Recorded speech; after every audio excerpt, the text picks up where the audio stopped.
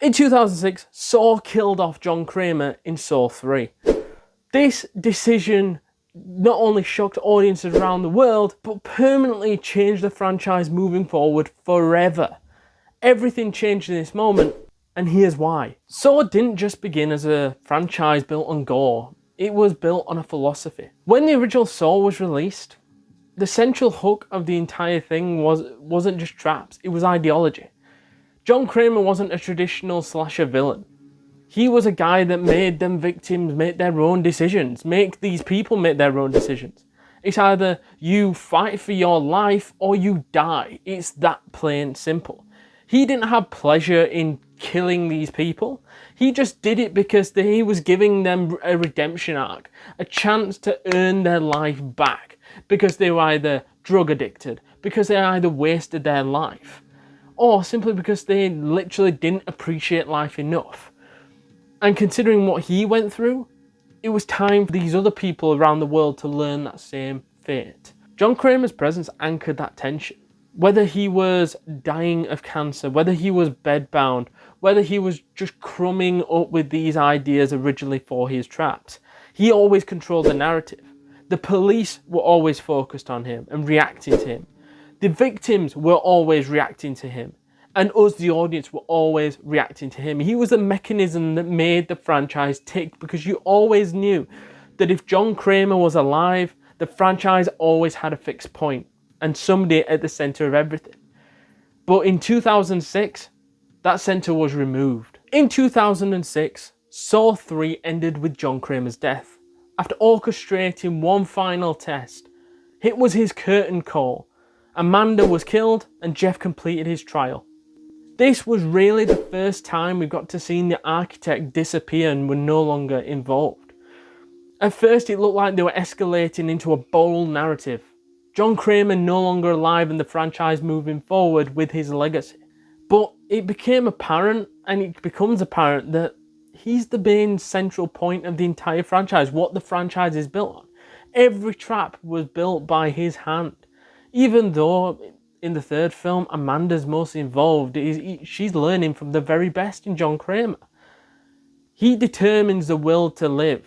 He determines how people will be put to the sword and whether or not they've earned their key to freedom. Every moral dilemma went back to one mind, John Kramer. And John Kramer wasn't just participating in a story. He was the reason the story existed. With his death, the franchise no longer had a psychological anchor, just a legacy. And this dilemma is what changed everything. After John Kramer's death in Saw 3, it became apparent that the story wasn't running in chronological order no more. It was moving sideways. Following films would follow footsteps of previous films and previous footage with John Kramer in, and John Kramer would still be behind every single film in some way, shape or form, either planning the traps, using his recordings, using his voice, or using some elements of what made John Kramer good. And it also showed that his handprints were still all over the devices, even though Apprentices were trying to follow in John's footsteps in certain films, and also you had different contingencies which allowed them to carry out John's plans. It always felt that we were going back to one thing in mind, John Kramer.